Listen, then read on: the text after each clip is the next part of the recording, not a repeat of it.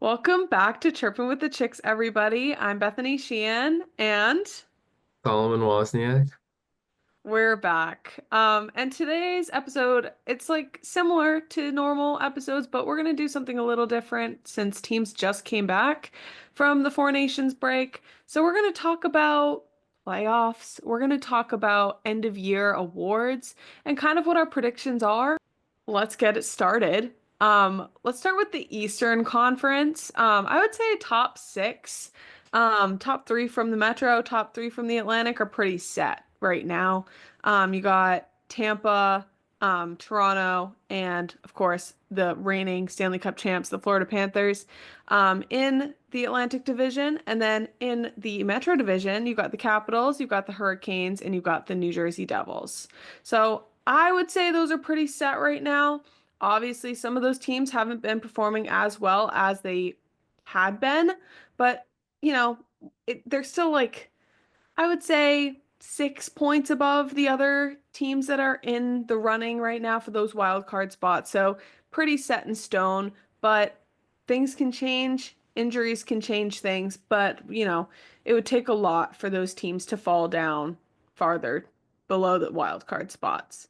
As for the wild card spots, I think I would like to see Ottawa make it, and I would like to see the Columbus Blue Jackets make it. Obviously, repping the team. But I just think right now, Ottawa, I'm kind of wishy-washy about. They have a bunch of injuries right now. Shane Pinto's out, Josh Norris is out, and Brady Tkachuk is out. Linus Ullmark has been hot and cold, injured and not injured. He is not always available to them. So who's to say if he will continue to be injury prone for the rest of the season? Columbus has had an interesting season. Obviously, they didn't start strong, or they didn't start the strongest, I'll say, but they've had a very good record at home, and the majority of their last games are home games. They are mostly against top six teams, top 10 teams, top half the league teams, whatever you want to call it. But, they've also been performing really well against those, high-ranked teams. So we'll see how they do for the rest of the season. They are coming off of an injury bug right now. Kirill Marchenko and Boone Jenner just came back from injury, which is super huge news, especially Kirill Marchenko, because right before Four Nations, he missed, I think, 2 or 3 games with a broken jaw, and he's already back in the lineup. So I'm super excited to see that he's back. Boone Jenner went out in the preseason. He's finally back. They've got a couple more guys who, should be back in March, but that's at least good news on that front. What are your thoughts for the Eastern Conference? Yeah, the wild card race is pretty tight right now. I think it was like the Bruins and Blue Jackets for a while. I think the Bruins are probably going to fall out, of the wild card race. They're just not performing super well. I think was it McAvoy's injured after the Four Nations? Yes. So, that's a blow. I saw like a tweet where it was like, the Bruins GM is, considering this season kind of done and he's gonna start to hear some offers on players. I think, the Senators, my curse every year is just overestimating the Senators. Because I think they have a really good roster that, you know, tends to underperform, I think. I think there's a lot of buy-in in the locker room. I think you've got like a lot of talent. You know, like Stutzla, Kachuk, you've got such a talented roster there. I'm hoping my Islanders get in. I don't know how likely that is. I'm saying I know like the Islanders think they can get in. We'll see what happens there. I think that they're like reportedly in on some of like the Vancouver Canucks players. We'll see. Lou likes to buy around this time. But I could definitely see it like the Blue Jackets and the Senators probably. I think the Rangers are just, you know, I think there's some locker room issues with them. They lost like 8-3 against the Sabres the other night. That's crazy.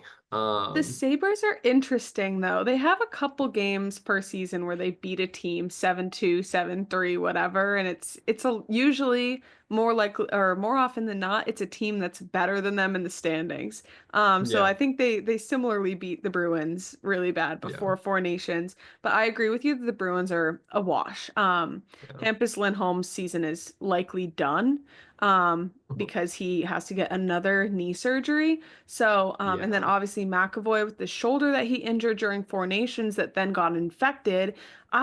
First of all, yeah, what? Hello? Like, I don't understand how that yeah, happened with the medical team on Team USA.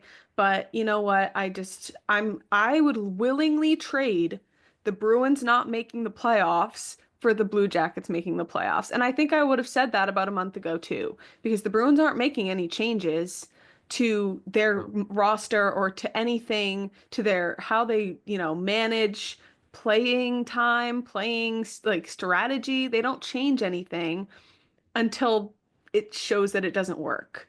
And they've made the playoffs with this, like barely offense producing team for, the last year or two. And it's like now we're seeing the, effects of Bergeron and Krejci retiring. They made the playoffs last year regardless. This year they didn't prepare for that, and they let Jake DeBrusk and Heinen and a bunch of important guys walk. And that was not maybe not the best choice, but I'm okay with them not making the playoffs as long as Don Sweeney's paying attention. So, yeah. Yeah, I kind of agree. I think the surprise for me was the Canadians not being closer to the playoffs because it looks like they're kind of pretty firmly out. They're below the Bruins in the standings. I think I think that like the Canadians and Senators are two teams where I think they've got like really good rosters. It just like is not clicking for some reason.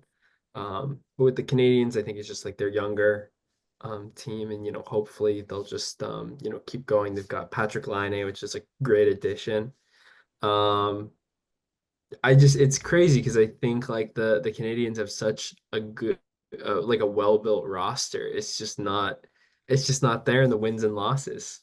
yeah, I have my own opinions about Patrick Laine. So he had time in Columbus, obviously, and he went to the Canadians and he was injured, and then before the Blue Jackets played the Canadians, he decided to run his mouth and say like Yeah. they give up before, halfway through the season as soon as they're doing bad. And I think, interestingly enough, after he said that, the Blue Jackets turned it around. Which I don't know. I don't know if that was why or what. But I do think, guys in that locker room, in the Blue Jackets locker room, were like, you know what, time to change things. And Zach Werenski's been a great leader for them. So I think he has a, big part in why they are doing so well right now. But yeah, the Canadians, I will agree with you. They're a young team. I think Ottawa's got, I mean, Brady Tkachuk's their captain. He's a little bit older, so maybe that's part of it. But I think, yeah, like you said, two similar teams. But I think Ottawa sneaks in this year. I think the Sens sneak in. Canadians, I don't think so. I'd give it another year, wait for Lane Hudson to, get a little more experience under his belt and see where he ends up next year. He's been great for them. So, yeah. Shall we Yeah, move on to West? let's do it. Okay, cool. Again, I think the top three of each division are pretty much set at this point. Um, you've got Vegas, Edmonton, and LA. And in the Central, it's the Stars, Jets, and Wild, not in that order. But those six teams, I think, are a lock. I don't see a world in which Colorado doesn't make it. At the beginning of the Yeah. season, they started slow, and I really wondered if they would make the playoffs this year. But here we are. Um, Nathan McKinnon's a star, obviously.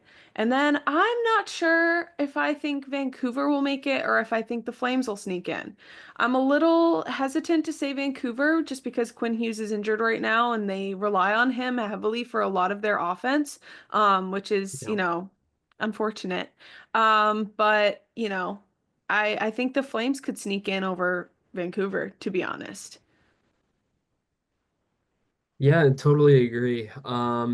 You know, I think it's, tough. You had the whole like Pedersen Miller stuff in Vancouver. And, I think that we're seeing this season that, if you've got a bad tense situation in the locker room, that really kind of does spill over onto the ice.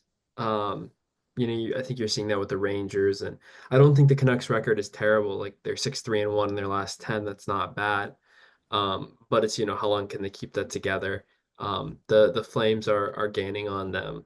Um, Yeah. we'll see. I think that's kind of the real um, race right now. I don't think, I think Utah is doing very well for, what they are and what, it's their like first year in the season in the league.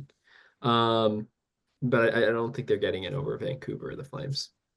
I would love to see Utah make it, but I agree. I don't think they'll make it this year. But they did have a couple of guys come back in the last week. I believe Sean Durzee's back on the lineup.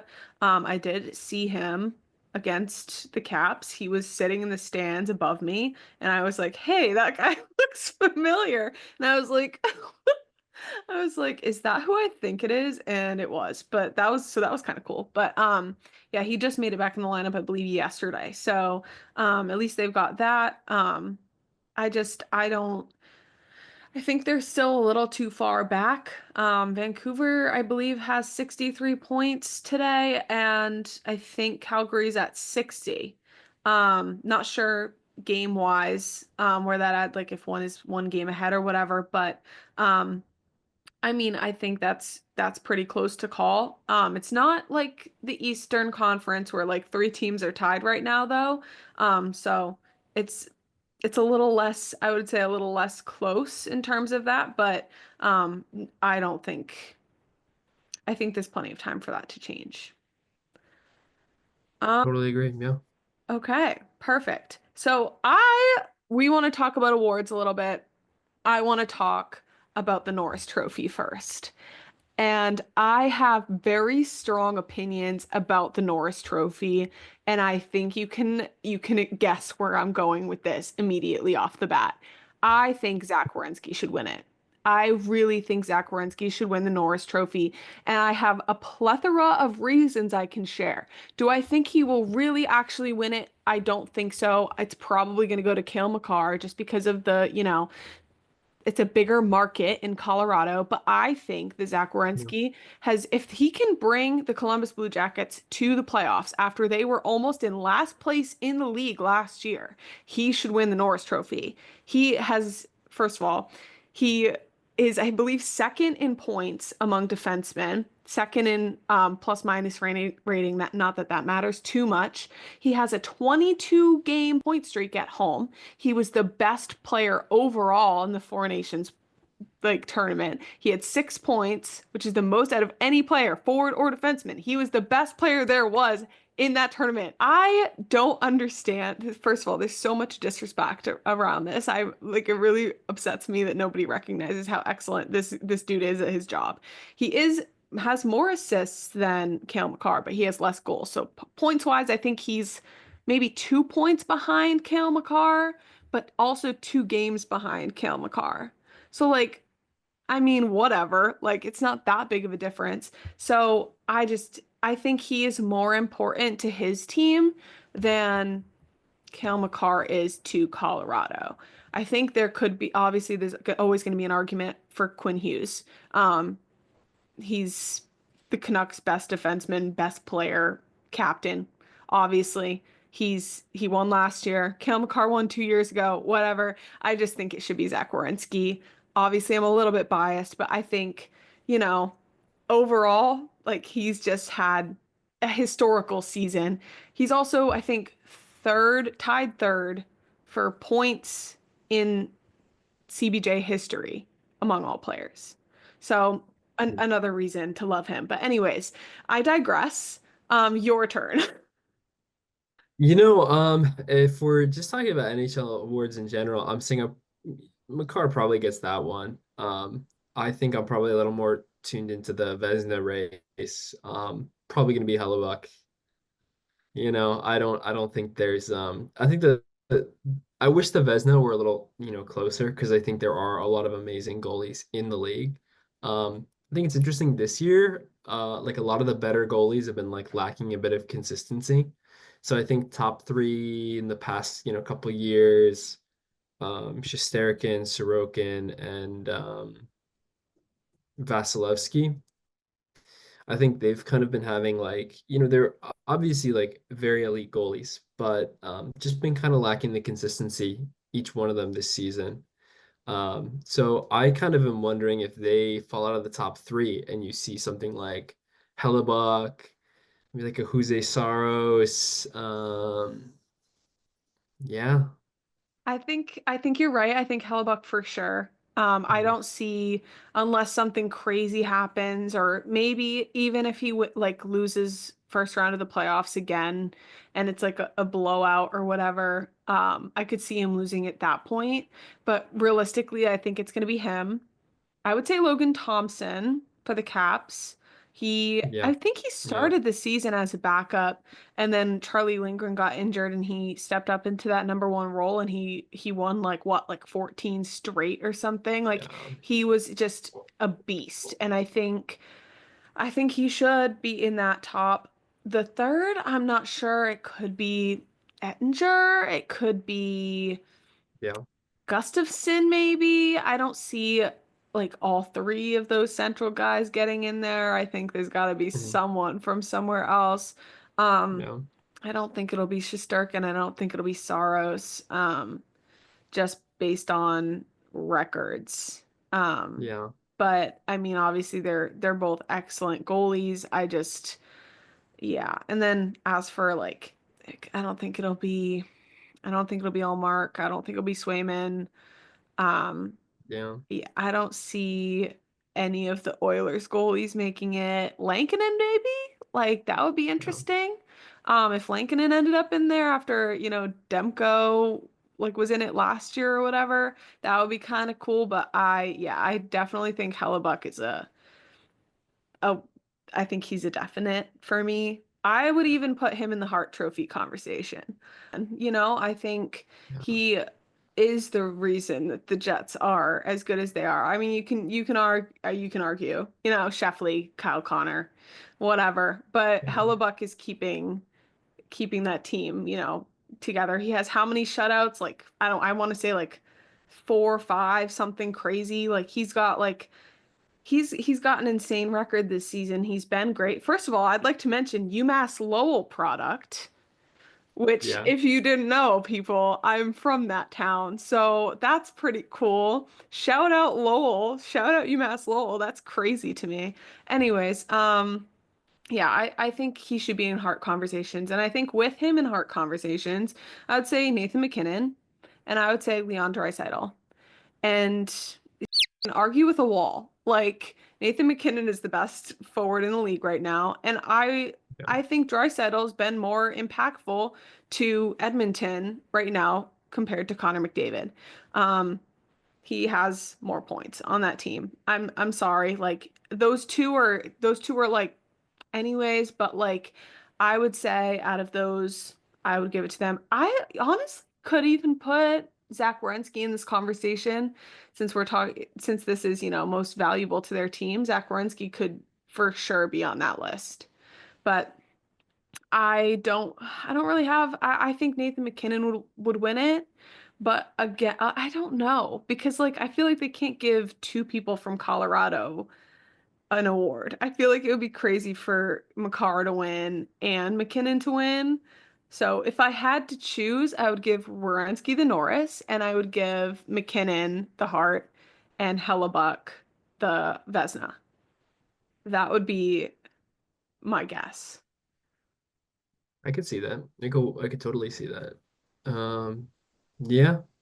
I think I think the NHL definitely like does favor its superstar players, which, I think these are the best players in the league, but I think it also kind of maybe overshadows some other players who, are doing really amazing things on their team. I think also like I saw like some report that was like if you win a Stanley Cup, it doesn't matter how, crappy your team is afterwards.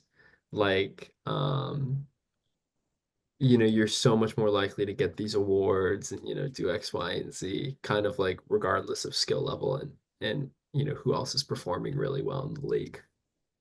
Yeah. And yeah, it's sad because it's like these teams with smaller markets like Columbus, it's like if we're looking at like even looking at performance wise, like you're just it it's less likely for Werenski to win over McCarr or Hughes just because those markets are bigger. And I mean, Yeah, Columbus hasn't been a playoff team in a long time, in a couple of years at least. So, um, it makes it harder for the league, I feel like, to pick one of them. I'm yeah. trying to recall if like any of the winners over the past couple years have been on a team that didn't make the playoffs. I don't think so.